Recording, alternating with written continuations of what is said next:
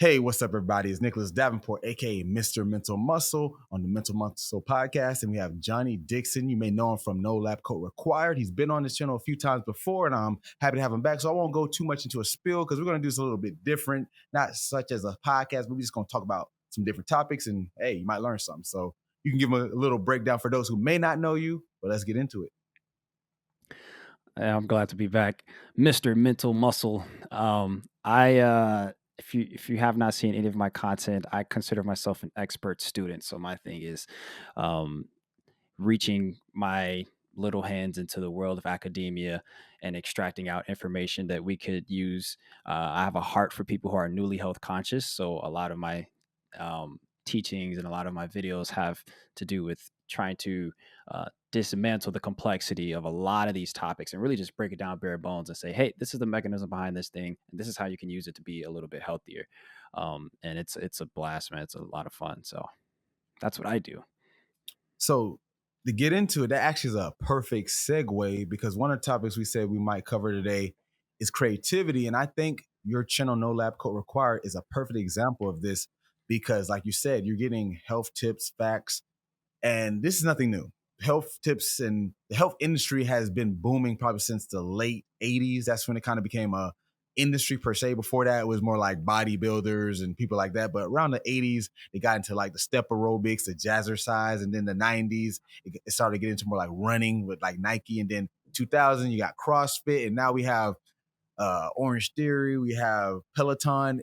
The list really goes on, right? But to get to my point, you bring it to the masses in a way where it's educational, like you said, but it's not going to be that, oh, studies have shown. And that's one of the biggest things I have a beef with the health or just the performance industry and all is you have all these eggheads who are scientists, and there's nothing wrong with that. I have degrees, you have degrees, but they'll give you all these citations, all these studies, and leave you with that and say, hey, this is what it is, figure it out.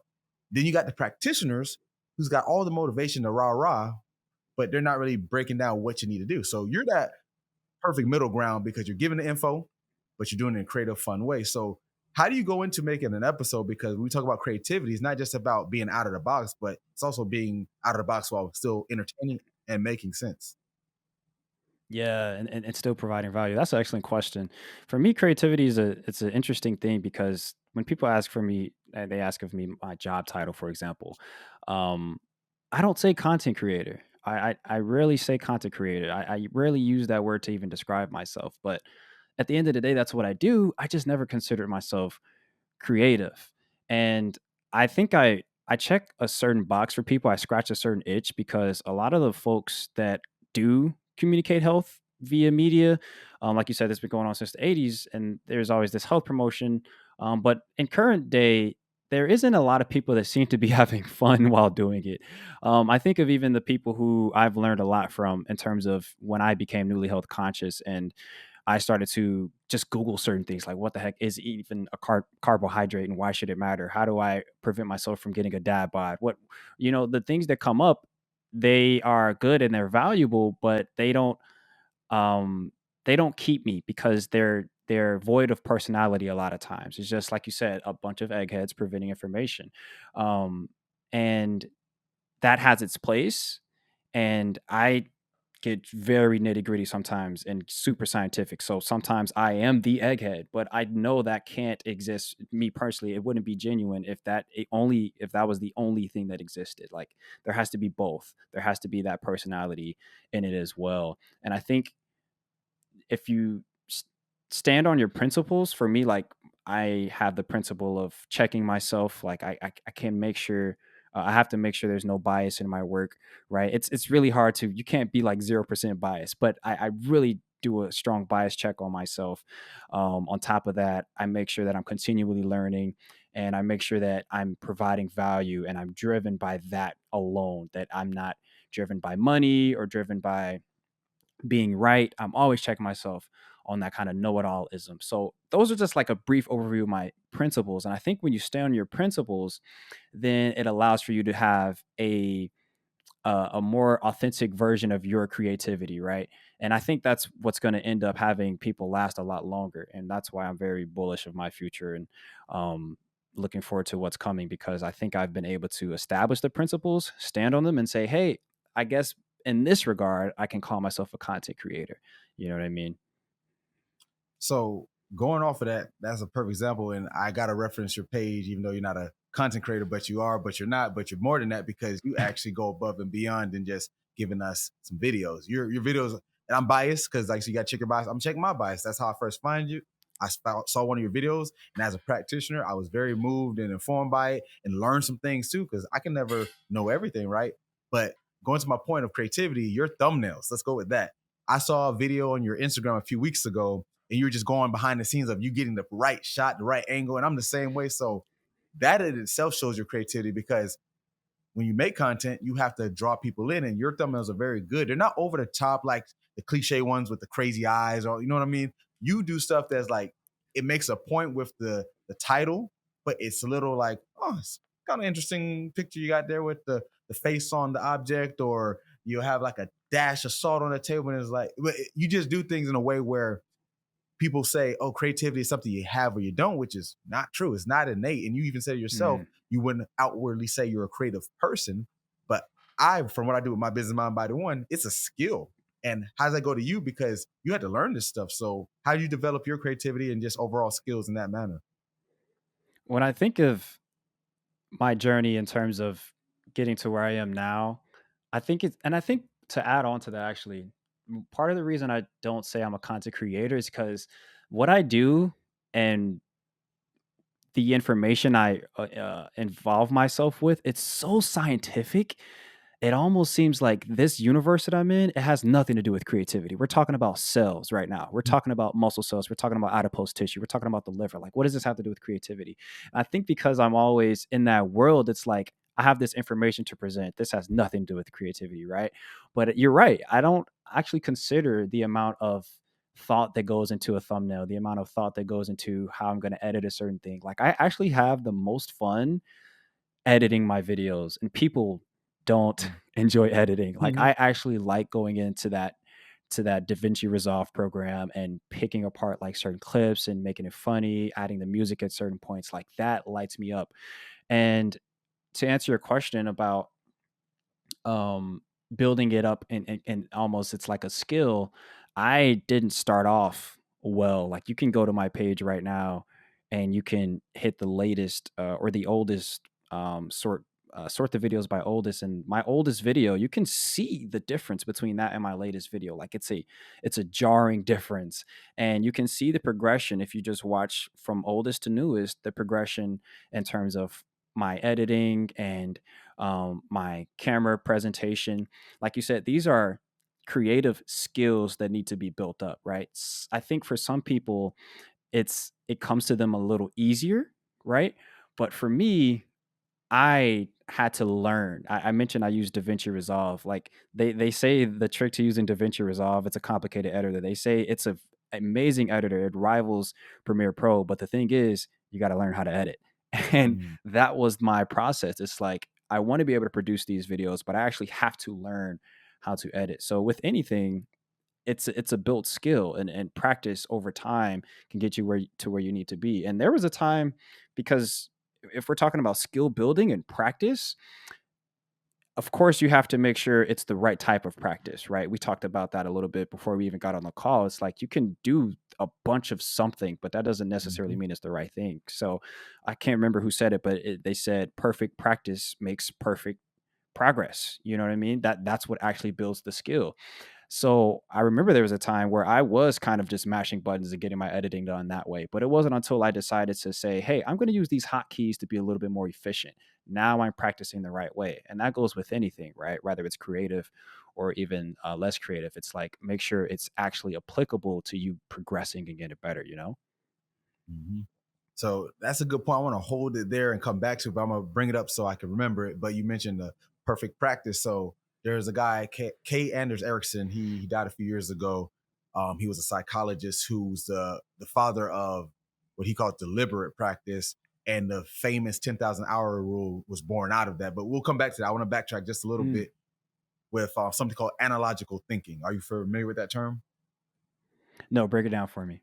So, like an analogy, right? You use something to describe something else as an example, right? So the premise is combining all your, say, life experiences, knowledge, work, uh, whatever credentials, and using that to solve problems. So, for example, you could say like the person who made Steve Jobs, they made the iPod, right? The goal was to take the logic or the thought of music, but a computer, and they put that together from two different industries and made the iPod. And then eventually that became the iPhone. So it's basically just taking different concepts from whatever it may be, whether it's your own experience or something you learn, to make the solution, because that's really what creativity, in my opinion, is: solving problems by generating different ideas. Like, for example, I used to do this when I taught this lecture back in the day. The first people wanted to fly, they probably said, oh, it's a bird. Birds flap their wings. Let's flap our arms, jump off a mountain. But guess what? You died. And then eventually it's like, okay, we don't have feathers, right? And let's say this is 20,000 years ago, and they're like, let's put feathers that we find from birds, put them on our arms, then jump off the mountain and flap our wings or arms. Still died. And that process went on for probably 2, 3, 4, 5,000 years until the Wright brothers come along. They say, wait, you need to be lighter than air. So all that other stuff does matter. So they weren't wrong. They understood how birds flew, but they didn't understand the physics of they're very light and hollow. Therefore, they can get lighter in the air when they flap their wings. And then the Wright brothers put that together. And eventually, with the speed of the wheels that they made from being bike experts, they made a plane. It didn't go super high, didn't go super fast. I think it went like 25 miles per hour. Respect for that time. Now we got planes going like 800 miles per hour, right? So that's basically analogical thinking, taking what you know from other fields. Like, you have different backgrounds and you use those. Like, you probably weren't an editor before, but some of your skills from all your other things make you edit a certain way that makes it more interesting or creative, or your videos that hit different. So that's generally what analogical thinking is. Awesome. Yeah, I'm definitely gonna be more cognizant of that when I'm coming up with stuff. What came to mind is how I almost always, to get a point across and to make sure it really stamps in the memory of someone that I'm trying to teach, is I use a reference outside of the subject matter. So, for example, um, there's this thing that the body does to prepare us to intake food. It's called the cephalic phase. It's a brief period when you see food, smell food, um, or think of food, and then it's strongly activated when you actually taste the food. It's in your mouth. And it's basically a period of physiological adjustments to prepare you to intake food. So it's an anticipatory response, and it's saying, I expect you to eat. This is what we're going to do physiologically to prepare for that. And that all makes sense, good and well, sure, when you break it down that way. But I think it really clicks when I can tell somebody that, hey, this cephalic phase is a lot like starting an old car in the wintertime before driving it, just to get the heat warmed up, just to get in that car and you don't hear those old car noises that you hear, right? Like, they say you don't have to warm up your car anymore. I don't know how true. I'm not a mechanical guy like that, but I do know that back then we warmed our cars up. So that reference makes a lot more sense, and it clicks a lot easier for people. And it almost makes more sense. It's paradoxical because it almost makes more sense when you relate it to a field outside of what you're talking Mm-hmm. about versus relating it back to the body. So if I say the cephalic phase is a lot like chewing before swallowing, it makes sense, but it's just like, I don't think the connection to memorizing it is going to be as deep as saying, hey, it's just like warming up your car, right? So I think that would be an instance of where I'm almost using separate instances, and using that analogy to further teach a point. Not That's exactly what it is, and you hit it on the money, because in my years of teaching too in the classroom, I do the same thing. And you're right, it hits harder because people want practicality. This kind of veers back to what we were talking about with the I don't want to keep calling them eggheads, but the eggheads that will put out all this information through studies. And because the reason I'm biased or maybe judgmental of it, because I did come from that world as well as being in the practical field. So I've walked both lines. But what I see a lot, and you probably see this on your social media too, they're becoming, I don't want to say it, but hey, I'm gonna say it, kind of like the new snake oil salesmen, because they'll cite the study, then insert practice and or product that they're pushing. And guess what? Since they have doctor in front of their name or PhD after their name or whatever it is, it gets taken, and we just get all this information, which is great. But I see people who don't understand this at a deep level reciting this stuff to me, who does understand it. And I don't say anything. I always keep my mouth shut because I don't interject, but I'll hear it. I'm like, wait, that's not what that means. So they'll take it and run with it. So that's why I think that's a problem. And going back to using the analogies and examples, it makes it digestible for someone who didn't do a master's or a doctorate. And it's something that they definitely know. They know what a car is. Even if they're not, like I said, not a mechanic, you can understand, oh, you got to get the engine revved up a little bit before it goes. And then it heats up and gets to where it needs to be and it runs. I can get that. But if you say there's certain systems and certain glands involved, like now you're losing them on other jargon that they didn't know in the first place. Yeah. Yeah, I think that jargon is really what gets people because and this is so crazy, dude. Because I just talked to Dr. Ken Berry. He's big on YouTube. Are you familiar? I'm not familiar. You probably know his face. I'd be Okay. shocked if you didn't know his face. The name sounds But familiar Dr. though. Ken Berry, yeah, Dr. Ken Berry just told me that it's an interesting thing going on the internet right now. Um, they're like you said, they're the new snakes oil salesman. But it's interesting how they do this because they take their conceived expertise and they take it to a specific subject that has to be just complex enough for them to seem like they have the solution to it. And their solution to it is often tied to them fattening their pockets. Mhm. So it's some type of supplement they want to push or some type of course that they want to sell. And I've realized, sure, we care about people's background and their education, but a lot more times we care about people's intentions way more than what their background is. So I'd urge anybody who's just scrolling on the internet, because that's how they get us, is you have to be hyper vigilant of what their intentions are. And if you feel like you can't find their intentions, right? Like I write my intentions on my wall. I say my intentions in every video. Hey, I hope you gained some nuance out of this. I hope you learned. I have it in my bio. I have it on my about page. It's like if you can't find that from the person you're extracting information from, you should pause and be like, wait a minute, I'm pulling out my credit card. I need to find out why I feel the urge to do this. Like what problem is this solving?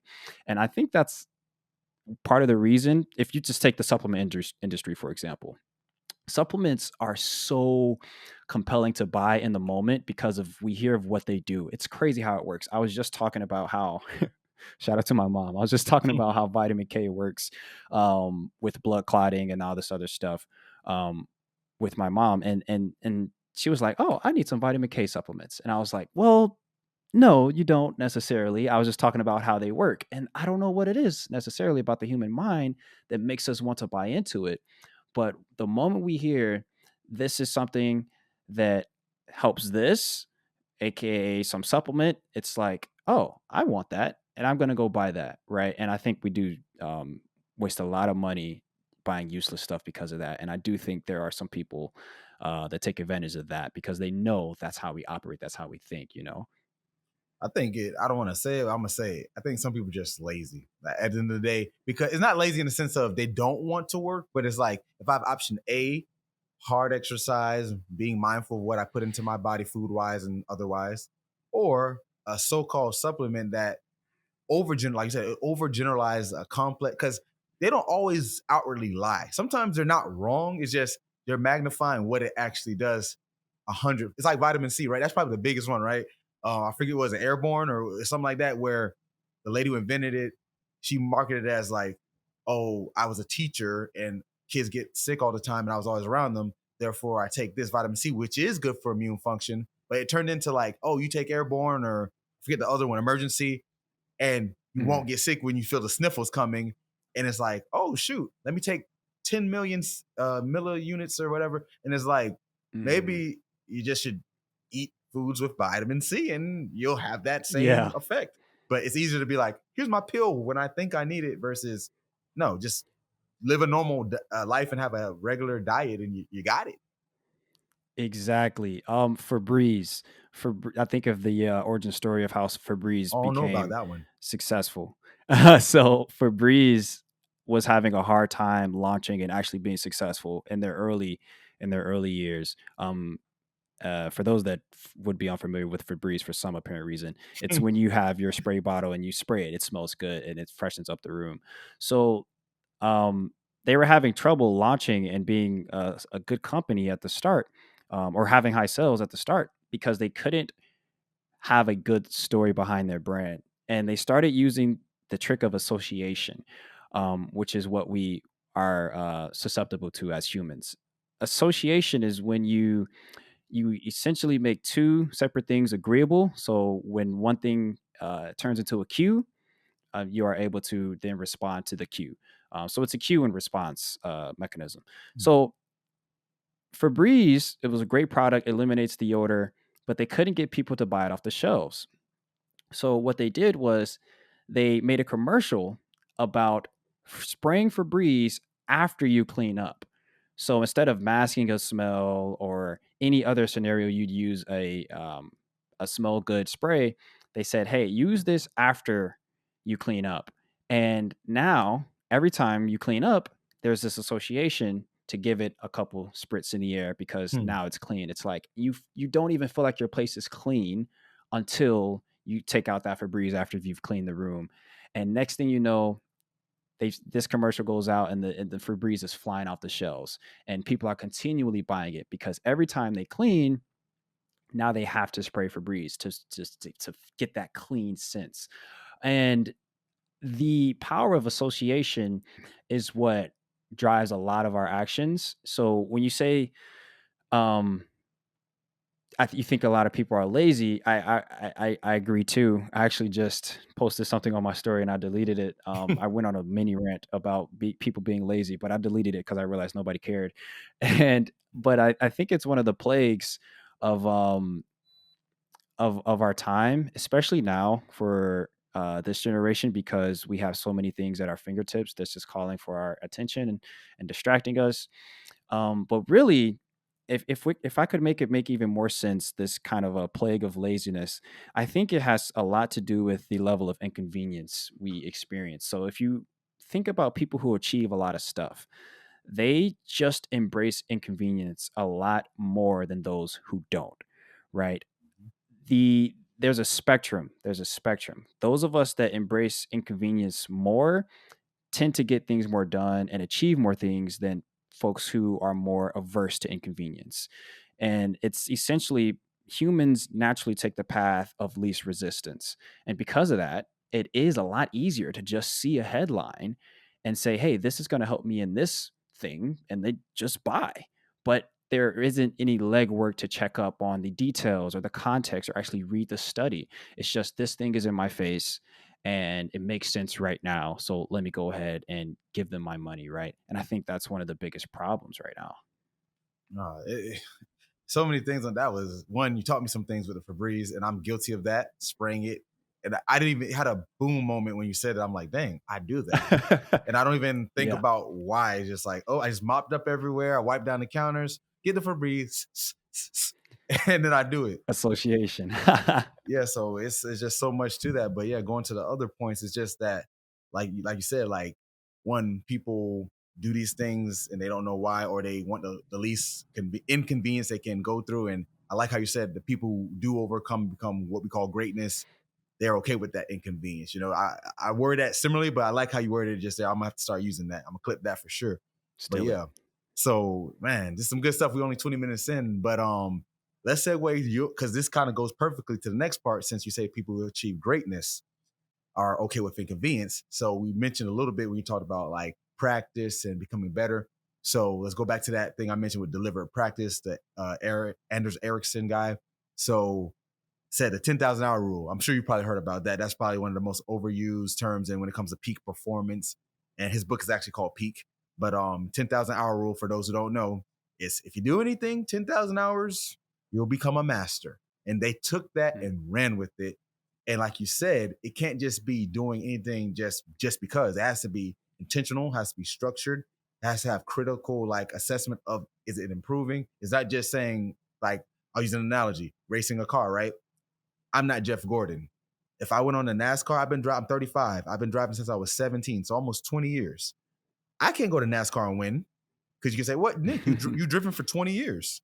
But I wasn't going 200 miles per hour with 40 other cars on a track that's probably almost the size of a two maybe interstate lanes. So it's like that's not the mm, same versus Jeff Gordon, who's been driving at that. So that deliberate practice has to be there. So going to that, on your journey, and it doesn't even have to just be with your channel, but in general in life. Like, how do you see how you became, like, you're a track athlete, you're a fitness trainer, all the things you've done? How have you put in that work, that deliberate practice, whether it was reassessing your good, your bad, the ugly, having outside factors tell you, hey, that wasn't good, you need to pick it up, or being able to say, man, I got to keep practicing even when it doesn't feel good or when I'm bored, that monotony, whatever it may be. So how'd you do that? Yeah, absolutely.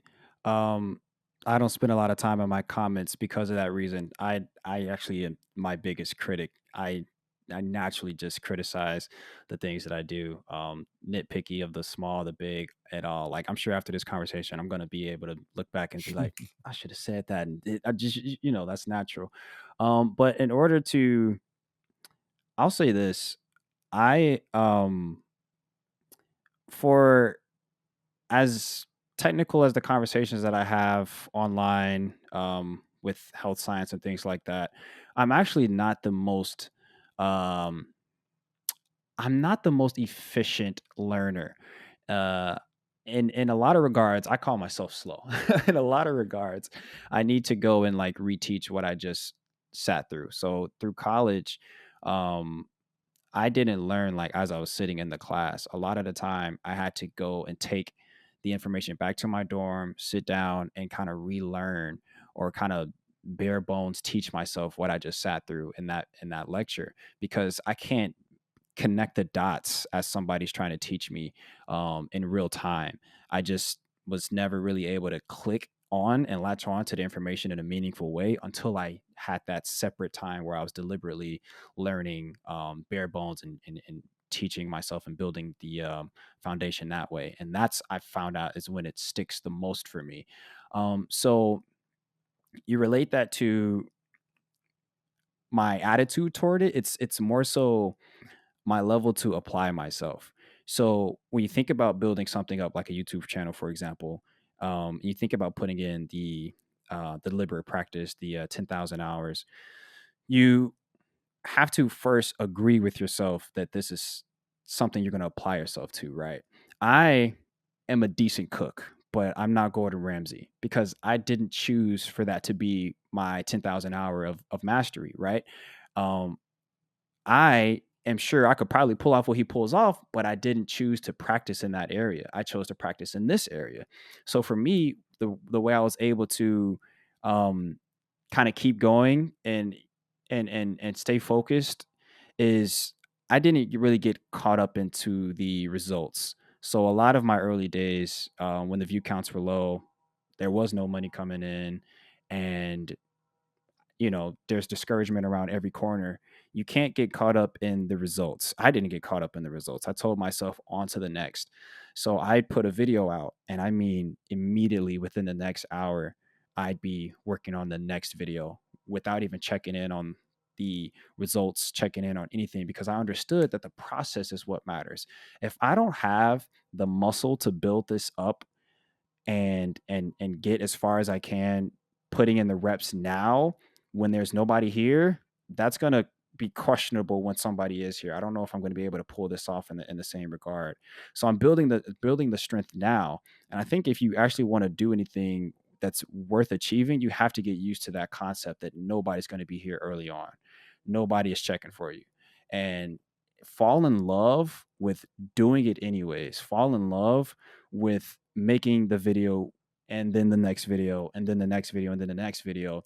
And I told myself, be willing to get to 100 videos, fully produced, fully thought out, fully researched videos without a single dollar, Yep. without a single 100 viewed video. And once I told myself, okay, I agree, I can do that. Once I told myself that, it was just a matter of putting them out because I knew I'm keeping this thing going. Because if I reach 100 videos and I haven't gotten to where I want to be, then this just isn't for me. I could say that, but I'm not going to allow the lack of desired results in this moment to be what discourages me from the long term journey. So I think for me personally, that's definitely what got me to where I needed to be. Now, I made a video about this topic more in depth a few months ago, and you literally, in a different words, said exactly what I was talking about, and that's all part of it. Mm. When you talk about the deliberate practice and the 10,000 hours, actually how they got to that number, he actually gave his rationale. So it's approximately 3 hours a day, every day for 10 years. Hmm. So essentially, you'll build up to it, so it can happen faster, it can happen slower, depending on how you load up, right? So it's not necessarily 10,000 hours; it could be 20,000 hours if you do it at a slower pace. But basically, the premise is you have to be doing things that, like you said, they may not yield result immediately. It may be something that's monotonous, tedious. You said 100 videos. I would argue that like most people won't even do 20 videos before they feel that, dang, is this for me? And I feel 100 is definitely a lot. But I think if you did you do 100 before you? Is that a real life example before you got monetized? I got to about no, I did get to a decent amount, but I didn't get to 100. Because they also this is also a YouTube secret. You usually pop around 35. Like if you're actually doing YouTube the correct way, you're probably gonna pop at about 35 videos. Of like I said, you take care of your packaging, you take care of your subject matter, and you're actually delivering value. You can probably take off in about 35 videos.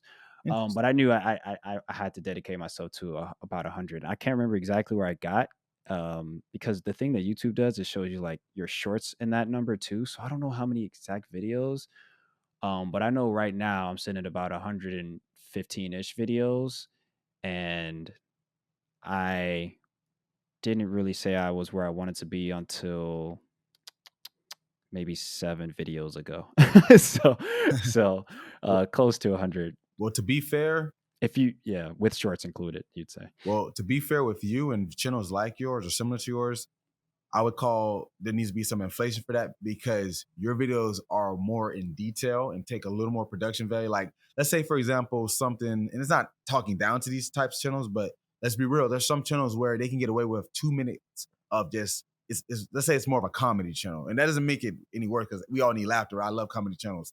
But they're going to be able to just turn on the camera. It doesn't have to be the greatest camera for 2 minutes, be funny, which is hard. It's not easy, and then boom, you hit 35 videos versus you. 35 videos for you takes a lot of research, first and foremost. Two, Mm. you're not shooting one straight shot. You have a lot of transitions. You have overlays with things that are relevant to the pictures or documents from the research. So all in all, one video, 1 19-minute, I think your videos flow between 15 to 45, depending on the subject. Yeah, But exactly. but exactly right. So it's like one video for you is really like 6 videos, low key. Uh So it's like That's a great point. That's a great point. I totally agree. I would say that that number is definitely not concrete because, um, and then also you got to think about the rate at which people are able to produce the videos. There's a lot that goes into it. But I think the main ingredient is, if we're talking YouTube specifically, or really any platform, is understanding your lane mhm. and who your audience is. I figured that out at a very early stage, and I knew like I served the newly health conscious, so I started using vocabulary and language that would serve the newly health conscious, because when I was newly health conscious, I knew what I wanted to hear and what I wanted to see. So it's like, oh, let me provide that. And I think a lot of people could find gold in that if they think about the problems they have, and your opportunity and capacity to solve that is going to actually be what catapults you to where you want to be. That term newly health conscious. Did you coin that? I like that. Or did you hear some? I don't know if I've heard it be used like I don't know if I've heard, I think yeah I wouldn't say coin, but I think I did kind of come up with that without hearing anybody else say it. Well, Yeah. if you didn't invent it, I would say like you probably popularized it in the sense of your videos do target, because that's a perfect way to describe your audience. And the reason I like that, Mm. because going back to what I said about the science and PhD guys or people who push health stuff, they don't do that. And I gotta beat that dead horse some more, because I actually not call out, because I have some of those people in my circle. And I will say, hey, by the way, I think dot dot dot. And since we know each other, they'll give me their criticism and feedback. I'll never do it to a stranger though. I would never just, hey, I think you're just doing the most. Like, nah, but I'll ask the people I know, I'm like, hey, you think you could have came off like this? And they was like, yeah, I guess I could. But they're not like trying to shield or anything like that. But they do cross that line of being over the top jargon or oversimplifying more complex when they bring up things like testosterone, estrogen, uh, circadian rhythm. These are all popular terms. If you go Google them, a million hits are going to come up, but they're deeper than just saying, oh, testosterone, it's the male hormone. Estrogen, it's the female hormone. Circadian rhythm, that's your body's internal clock. Okay, now what? Most people aren't going to be able to say further than that. So it's like we Yeah. can't just be so the newly health conscious. I like that term. So yeah, I'm sorry. I'm gonna start using these Yeah. things. I'm gonna give you the props, even if Still them, man. Still them. but yes. Because when I was newly health conscious, I mean, I'm literally, I remember, because I was in college when I became curious of how I could be more healthy, and I consider that like my newly health conscious time because it's a period, and most people will know when they started to take their health more serious. Um, but it was a period of time where I found myself like in my free time just in the library, and I was just googling bare bones stuff like, what the heck is a carbohydrate? Wait, it's a starch? What the heck is a starch? What does starch do to you? This breaks down into what? Glucose? What do we need glucose for? So it was like, I mean, I'm breaking these subjects down naked to where it's like, I need to understand them this way. That way I can understand the foundation and kind of build on that. And I mean, that's where that's where I got everything. My ability to kind of sit down, hone in, and kind of teach myself and learn in that regard. So So that perfectly goes into this topic we talked about learning styles because I was a teacher for some years at the college level, high school, even middle school. And one thing people talk about all the time is, oh, I'm more of a auditory learner, or I'm more of a visual learner, or I'm more of a hands-on kinesthetic learner. And what research has shown us, like I'm gonna play the research card, but I'm gonna give you the practical too. It's all the above. Like no one learns one way. You might have a preferred learning style, but imagine if you only were told auditorily directions and that's it. You weren't mm, given any visual examples. You didn't have a practical hands-on example. You may prefer to hear it and just go with the flow, or you might prefer to see it and go with the flow, but we don't only do one. So I think it got like oversimplified once again and people just ran with it. So going to learning mm. styles. So this comes full circle, I guess, to all we're talking about. When you're presenting your information, you do a very good job.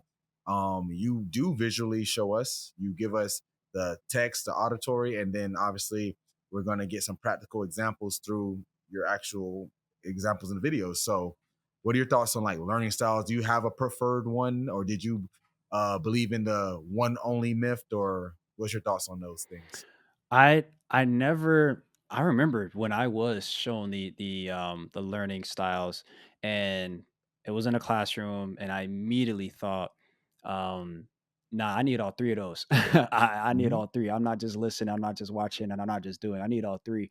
And I knew that was my case personally because of my level of self-awareness at the time. I was like, I wouldn't just be able to get away with getting good grades if I was focusing on just one of those. So I think we have a certain amount of stock in each one, and I think that's fair to say for each human. Like you said, that's what the research shows, and it makes the most sense. And I think about, for me personally, I have to go do it. So if I learn how to change a tire, when I first learned how to change a tire, I was sitting in my mechanics class back in high school, and my teacher, he's breaking down, hey, this is what we're going to do, this is how you do it. He's expressing it, he's telling me, I hear it, I see it, and then I'm like, nice. I don't know if I would have been able to save my couple times getting pulled over because I got a flat tire and I had to get on the shoulder. I don't know if I would have been able to save myself if that's all I did in that classroom that day. I needed to go learn and actually go change the tire myself. And I think for me personally, that builds a way more concrete neural pathway in my brain where it's like, this works this way now. um, and I think that is, like I said, part of the reason I am able to communicate in the way that I do is because um, I spent the time trying to learn this for myself. Like I said, I consider myself a little slow, so it's like I am the weakest at auditory learning. If you try to break a concept down to me and you're just kind of telling me how it works, it's like, I'll give you a perfect example. At a game night with your friends, when people try to like explain the instructions of a card game nobody ever played, I'm probably sitting there and I don't have a single clue of like, what are you even talking about? What is this like? Okay, is this goldfish? Are we playing spades? How does this gonna work? And they could be explaining it the best way they can, but until I actually play the game, I get nowhere. So I think it's a level of strength in terms of learning for each person. And then there's so many ways you can hack the way you learn. There are so many ways that you can hack the way you learn. I have a book. It's probably laying around here, but it essentially talks about how to learn. And there's things like spaced repetition. There's things like recall, and essentially quizzing yourself is like the most powerful way to make information stick. And I'm doing that on a continuous basis. Like I'm continually studying, I'm continually recalling, and all these other things to make sure the information that I want to retain is actually sticking with me. So I think there's ways to hack it, and you're going to limit yourself if you focus on just one way. It's like somebody's talking to you, you're like, no, I got to see it. It's like, no, get all three, do it, see it, and hear it, right? So I think that's kind of a limited way of viewing how you can grow in your knowledge. So that's what I'd say to that.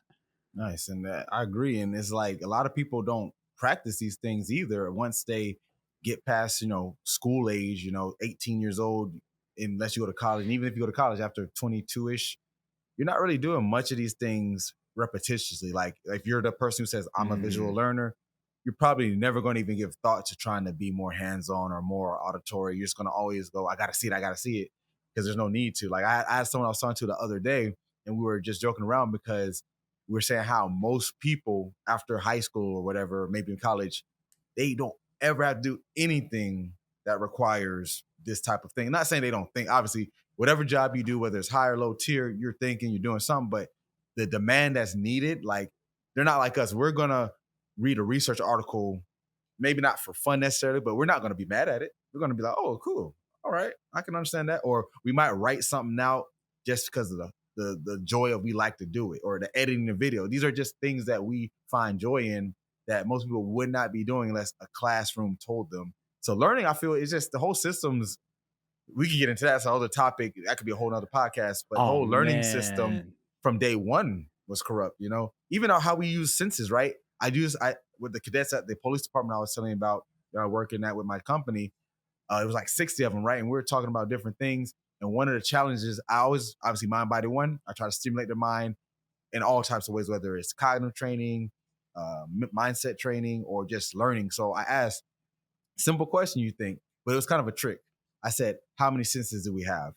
Everyone's like, five, no, six, no, seven, no, five. So I'm like, okay, which one is it? So they all agreed, six. So I'm like, all right, we got six. All right, let's go with that. And then I said, what are they? Took a few minutes, seeing, touch, taste, blah, blah, blah. So I said, well, you're wrong. And they're like, what do you mean?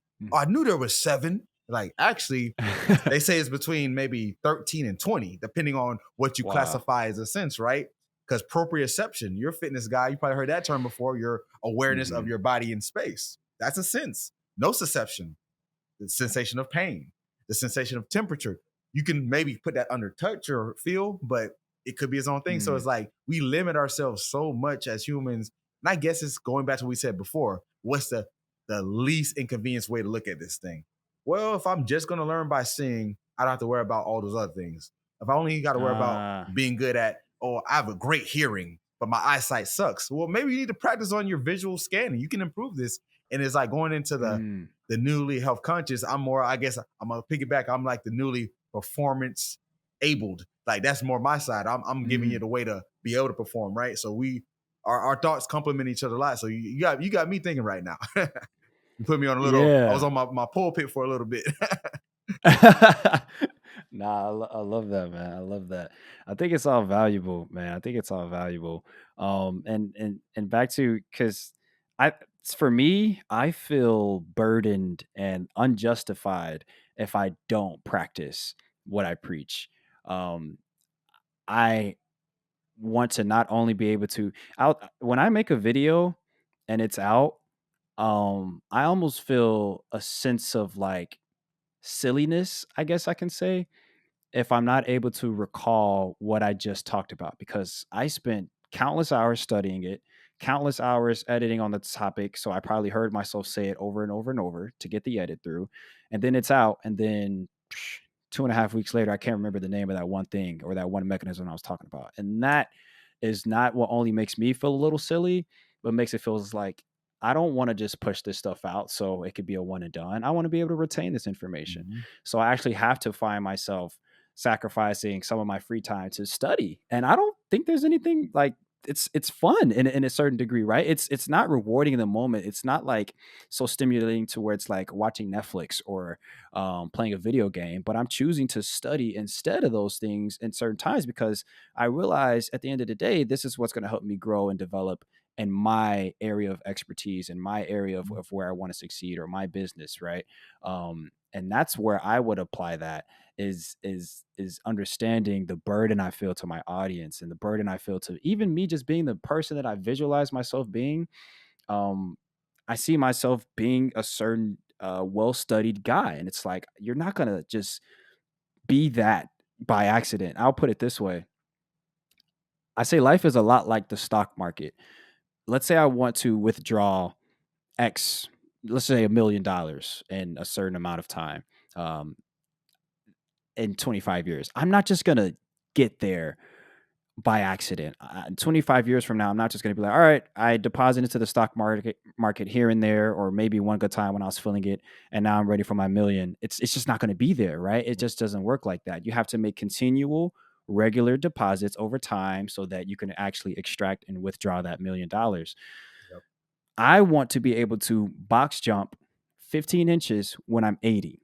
That's a real life goal of mine.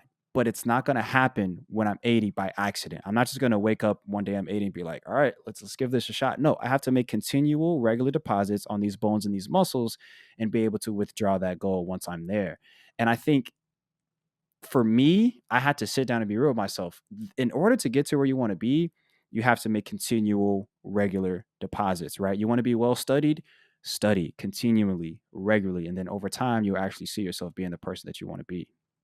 Man, that was some good stuff. I already told you I love analogies. That's literally what we kicked off with this, and I that's a love good them, one.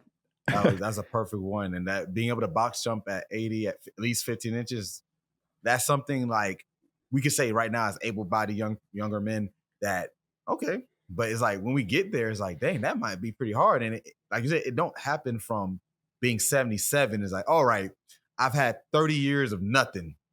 I got Yeah. 3 years to get these, and you can barely pick up your knees.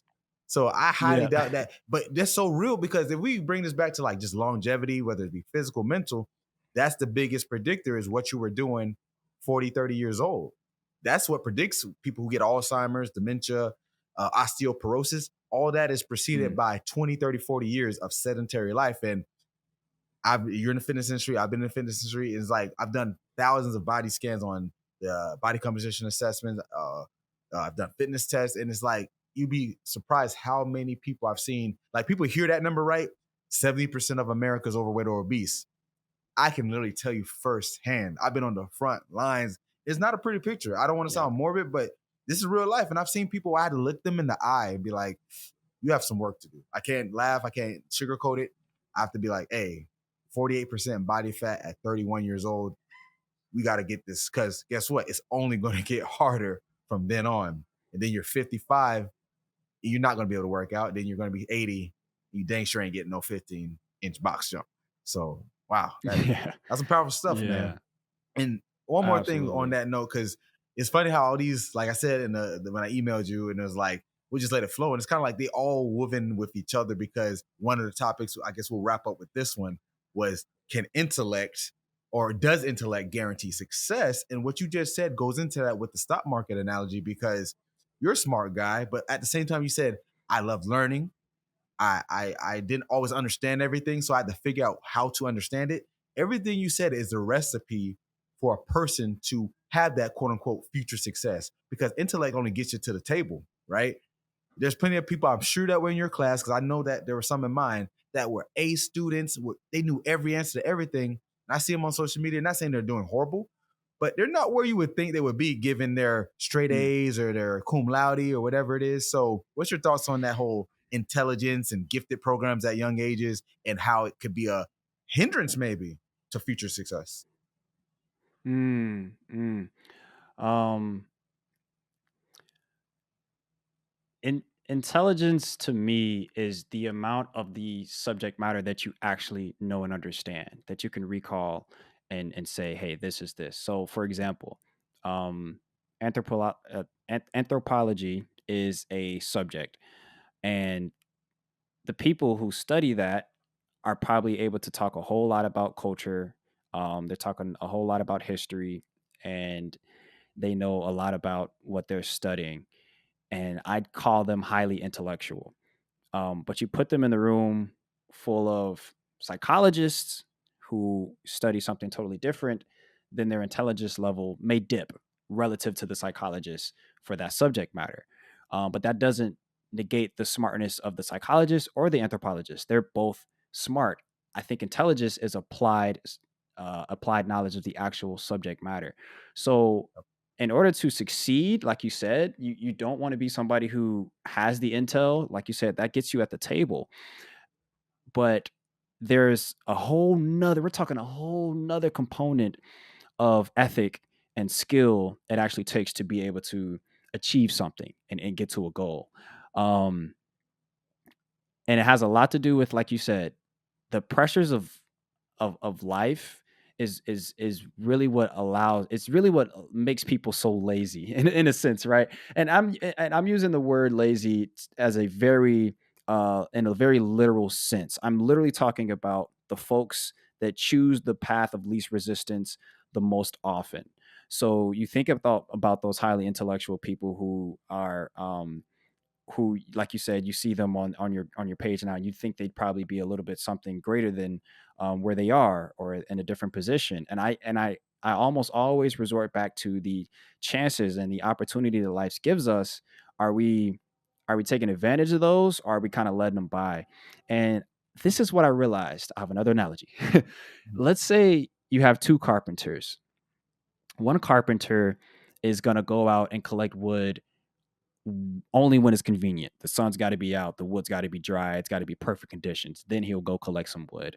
Second carpenter, he does not care if it's convenient or inconvenient. He's going to go out whether it's rain, shine, sleet, snow. The wood could be wet, it could be low quality. Doesn't matter the conditions. He's going to go out and collect wood. He's agreed that the convenience level does not matter. Over a year's time, the second carpenter, who doesn't care about inconvenience, is going to have enough wood to build a house. The first is going to have enough wood to maybe start a campfire. And you Yep. think about the difference between the two people. It's just his willingness to accept inconvenience. I have a phrase: inconvenience is incoming. If you can just ingrain that in your head, I truly believe that you'll be able to achieve that goal of yours, because there's that's the other component, right? If we're baking that cake, we're talking about that level of agreeing that there's inconvenience, and then there's the actual intellect. If you can agree those two or reconcile those two, I think that's when you start to see folks who really are achieving something great. So you think about the mega stars, you talking about, the Beyonces, the Jay-Z's, the Michael Jacksons have just started of entertainment. But you can go Of athletics with course. Serena Williams, Tiger Woods, and obviously a thing or two about people who um, become excellent at their sport. LeBron James, So I think you never hear stories of them. You never hear them tell their come up without saying, like, I had to commit to this. And I just don't think we're able to do that without consciously agreeing that there's going to be that inconvenience. It's funny that that is the same thing that you say people here to come up, the struggle, the inconvenience, and they get it, and they'll commend these people you just named. As, oh my God, how did LeBron or Michael Jackson, whoever, overcome that? But in the same breath, look at their own life and not do that. I see this firsthand because in the mental side of my business, I've consulted with corporations, athletes, military, and you'd be surprised some of the people you would call hardcore, whatever, and their mindset is the opposite of what you just said. And it's like, but it takes this type of work. You know that it's not always going to be sunshine and rainbow, but yet we don't do it. So I'm gonna use that they don't want that inconvenience Still at or all. It's they're comfortable, man. It's comfortable. comfortable. It's comfortable. People don't want to leave their comfort zone. And we're all susceptible to this. I'm not saying this from a lofty position. Mm-hmm. This is something that I'm just aware of. Therefore, I was able to combat it. And that's what it is, because it doesn't even matter the industry. I look at some YouTubers who are huge, like Marquez Brownlee. If you guys don't know his name, NKBHD, he's a tech reviewer. I guarantee if you don't know his name, you've probably seen his face. He's the only, like, he's a black reviewer, and he's the biggest YouTube reviewer when it comes to like tech and stuff. And I look at people like him and I'm like, even he had to hustle. I'm sure he didn't grow and amass tens of millions of followers by just kind of doing this when it was convenient for him or when he felt like it, right? I think of anybody in these industries, rather it's entrepreneurial, rather it's in a corporation, in order for you to be something notable, I think you do have to tap into that side where it's like, I don't really want to go based on my feelings right now. I want to Nope. actually go and achieve the dang thing. And I think that's what it takes. It does. And I can say this from my own personal experience. Like there's been situations where I had to literally put myself in a super hole physically, mentally, and financially because I knew the outcome, maybe not today or tomorrow. I knew it would be at minimum. This is a literal experience. I can't go into too detail, but it was like a 7-month period. And I knew I knew all the hardships and I went through every last one of them to get to where I'm at now with this contract I mentioned. So this just happened. And it was like, I know for a fact, and this is to my own horn, I know most people would have given up because it's like the inconvenience. Like I had to do things for free, knowing that I don't have the resources for it. Like there was times where I was like, I do not have this in my account to make this happen on this side, but I got to go do it anyway. And then I had other things to tend to. And that's just something people going back to that comfort. I think it's comfort for sure. And I think it's also that there's this assumption that we deserve an outcome for every action, like a reward or a dessert. Like here you go, you did A, you get B. No, sometimes you get -7, and you're like, wait, that's a number, but that's how it goes. I just took it to algebra indirectly, but it's like that's how it has to go. And people, it's cliche. We can say it. They don't want their comfort zone, but it really is that, or they do want their comfort zone. It really is that. Yeah, and it's a subconscious thing because um naturally you're going to do what comes easier. We just do that naturally. So I don't fault people, but I do tell people I do not care about what you want to do. Like I tell my guys all the time, don't tell me what you want to do. Do it. Like I have a it's a I shouldn't say pet peeve because I don't want to, again, I don't want to sound like I'm in a lofty position. I Mhm. just I think to get things done, there does have to be a little bit of Nike behind it. You know what I mean? There has to be a little bit of just do it behind it. And that's why I don't want to hear about people's plans sometimes. And I'm like, I much rather you show me the results or the effects of you taking action and doing it rather than you talk about it in this moment.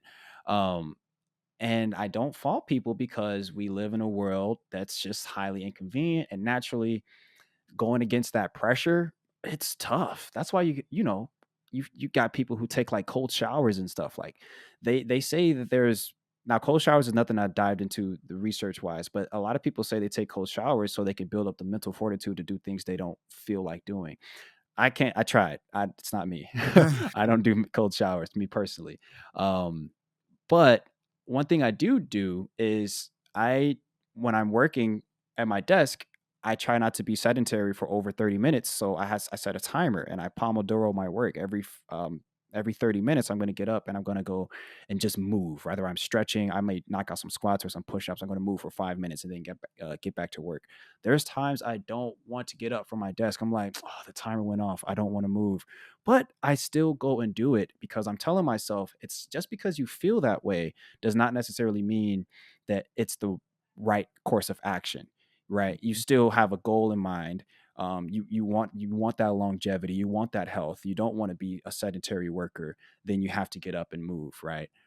So that's where that logic applies in my mind. Nice. 100%. We can go on this topic all day because we're both very driven We could talk individuals. all day, brother. And it's like like I said, I'm about to go into another one, but I won't. But basically, just all in all, the men I did. That's why the goal of this podcast is to obviously bring the subject matter expert because I've had people like yourself, had psychologists, military people, but the end goal is always how can I put my mind to whatever it is. And I feel we've dropped, you especially dropped quite a few good points. And I usually end with the take home too. I don't know if I was doing that when we first did the podcast, but I've been doing it every one since. And it's kind of like, do I even want to do the take home too? Because you gave them like the take home 20, but I'm gonna do it anyway. So come up with two more. You have about a few seconds, think about it. So take home two, just generally two key points. Could be whether it's a quick phrase, a thought, whatever it is, advice, suggestion, 2 things to leave the audience that they can go right now, turn this off. They heard just this. Let's say they only heard this 2. They can go and put it in effect. Take home 2. Okay. I think I got Take your to. time. And Okay. part of the reason I drop so many gems is because I'm a deep thinker. So it's like I'm always like in my spare time or when I'm going on a walk or when I'm just driving, these things just come up and I actually flesh them out in the moment. So I'm nothing special in terms of like the way I see things or view things. I just take the time to flesh out my ideas because a lot of people have really good ideas. They just kind of let them pass. So I have these really good like philosophical things that come up in my mind. For example, like the carpenter analogy. Like I wanted to find a way to explain inconvenience and how it hinders us, but I needed to connect it. I needed to connect for not only me, but when I communicated for other people. So I'm like carpenters, and I actually sat down and wrote that out. So those are things that I do. So I don't give myself the opportunity to sit down and talk enough. That's why I'm on 10 right now with you. But to actually answer the question, Wait, take hold home up. Now, to can I the interrupt first real would quick? be Can I interrupt? yeah, yeah, let's go. Because this was on the sheet, and I think I gotta attack it now because of what you just said. Let's Introversion do and it. extroversion. Because a big myth is that introverts are deep thinkers that are only to themselves and don't want to be around people, and extroverts aren't deep thinkers or shallow. They just want to talk to people and have a good time, and both are wrong. So I kind of want to explore that now because I want to ask you, if you were to pick one more to the other, what would you put yourself on? Introvert or extrovert? Because of the nature of my job, I spend a fair amount of time in solitude. But the last thing that made sense in terms of somebody defining introvert and extrovert to me, they were talking about where you get your energy from. Yep. So based on that, and I want you to explain it too, because you'd know more. But I think I'm more of an extrovert because I find myself being re-energized from people. If I were to sit in my room and work on videos for a week straight without human interaction, by the end of the week, I'd probably like run downtown and just meet a stranger because just out of sheer like I need human connection right now. But I know other people that's not necessarily the case. I need to um, talk to people, connect with people. So I definitely say I'm more of an extrovert, and then yeah, yeah, that's what I'd say for that. Well, that goes to the point of the myth because you being extrovert does not negate the fact that you're a very deep thinker. You can be in within your own thoughts. But it's what you Yeah. said though. It's where you're most comfortable, where you adjust and adapt the best. So an extrovert can be to Mm, himself or their self, when an introvert can be outgoing in the life of the scene. But it's just that, will they feel more comfortable there? Like, I'm actually very mm, introverted, but I had a lady the other day say, "You're not introverted. You're so lively because we're talking about this stuff." And I laughed and I said, "Look where I'm at. I'm in my setting. If you had caught me in a party or something that wasn't this, I probably wouldn't be the one in everyone's face." And mm, but guess what? I can talk to people. I do it every day, but I feel like I ran a marathon. That's just how I feel. Even when it's stuff I like, I just feel like I read a marathon. I'm like, oh my gosh, and you go sit down. And I'm not even joking. I really have to, like, when I used to teach, it was hard for me for the first few years because the class mm, would think that I'm this extroverted. Oh yeah, he talks and loves the subject, but it's like, nah, I just gotta play this character like a mask almost.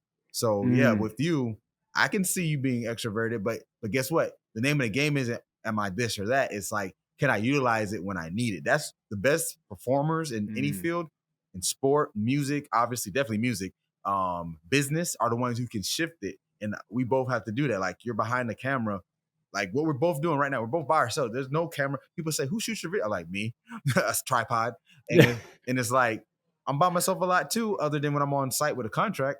But at the same time, when I'm on site with a contract, I had to talk to higher ups, people who are movers and shakers. So I can't be like awkward. I have to learn how to adapt, and that's what it's all about when it comes to personality Mm, theories. Like you say, getting your energy. I got to learn how to get a little more energy in a social situation. So the best way I do it personally, my advice to people is find out a way to like focus on the moment. Because a lot of times when we get in that awkward, like, oh, social awkwardness, we start veering away mentally, and it's like, man, are they wondering what I look like or what I think? Versus mm, being in the moment, because then you start getting that awkward, like looking away, and then you lost them. Now they're like, wait, what are they doing? So I always tell people, you gotta act even more. It sounds weird to say, not fake. I'm not saying fake, but act more interested in a way in your head, not outwardly. Because I don't want you to be like, hey, yeah, yeah, like, but more so like in your oh head, boy. overly. address the interaction, because if you don't, you're going to find yourself veering away, and it might seem like you're standoffish. And then if it's business, you lose a business deal. If it's sports, you look weak. If it's a performance with music, you don't get a good performance. Mm. So that's why I want to touch on it, because I was like, damn, we're going to Oh, that's close so out. fascinating. But yeah, I've actually published my own paper on this. That's why I really want to touch it, because there's a lot of links with extroversion and confidence and mental toughness.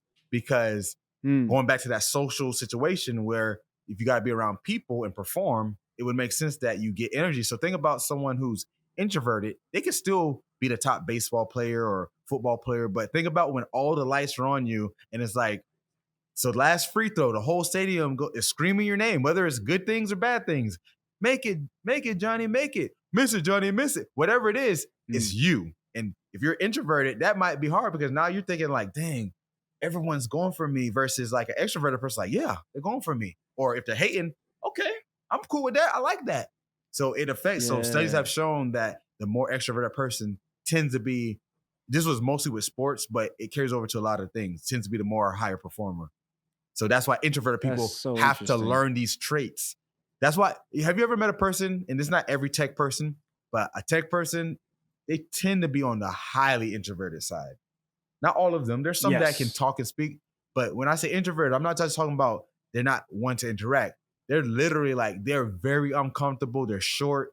They almost come off as if they don't like you. And that might not be the case. Yes. So people like that, they got to learn these skills, because I have a few apps I'm developing, and I've learned it firsthand that they do not know how to deal with people a lot of times. Not all, but a lot of times. So these are skills, just like Yeah. the other things we talked about: creativity, deliberate practice. All this is coachable, learnable. This is why you have a thriving YouTube channel. This is why my business is growing, because we indirectly and directly do these. So people watching, hey, y'all got some good game today.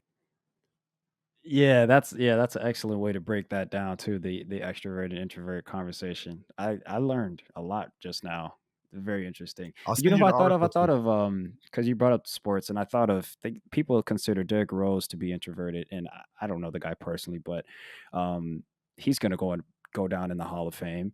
He does really well against his peers. He hits clutch shots. But then you think of somebody like Kevin Garnett, who is obnoxious and very vocal on the court, and he's going down in the Hall of Fame. He's hit clutch shots, and you know, people might consider him more extroverted, but there's more nuance to it than that, and I never thought of that. So it's very interesting. Yeah, I would look like, because I'm more of a baseball, football, track guy. So I know both those players, but I would ask you, since you know a little more, is when they're in certain clutch situations, when there's certain like not as clutch situations, I would be more aware of how are they performing, scoring, even their Mm, disposition, because you can see them on TV, so you can see, are they more like calmer when it should be more hype? Are they more hype when it should be more calm? These all play to your performance, right? And that's the thing. Everyone has a different level of that threshold. Some people, an extroverted person needs that crowd going crazy, while Derrick Rose, maybe he'll perform just as good if it's people in the bathroom getting, or going getting the hot dogs, and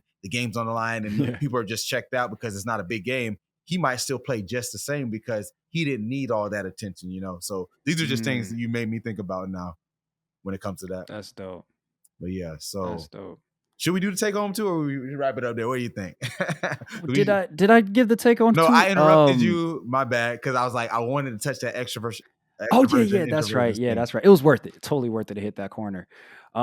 Yes, take home two. So my number one is embracing convenience. Doesn't mean you have to be perfect. I've struggled with perfectionism for a season, and I've learned to give myself grace. I've applied it, and I'm still continually learning and growing in that regard. But I do not let myself. I don't let up. So embracing convenience, because you realize that's what you got to do to achieve things in this world. And then the second thing I'd say is um,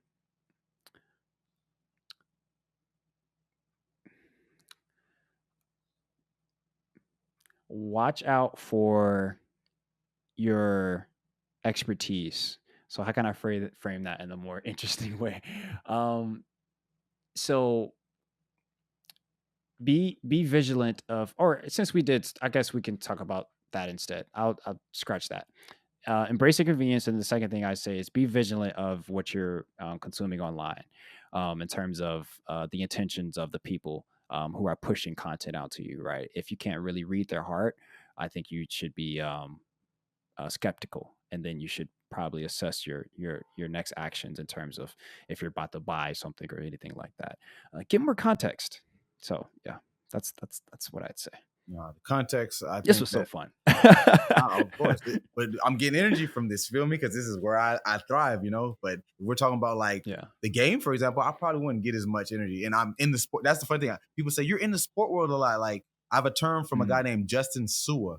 He's a mental coach. He was with the Tampa Bay Rays. Now he has his own. Well, he's already had his own business, but now he's doing his own thing now. And he's a highly sought after mental coach. Works with like Fortune 500 companies. And he said a term that he's sport agnostic. And I started using it too because I said, I like that because I don't really have the right to even be biased in teams and sports because I have people from other ones. So it's like, if I like this team, I might have a player on this team. So I get my energy more from these Sport agnostic. conversations. I'm not going to talk about the Heat game or whatever. That's the team down here.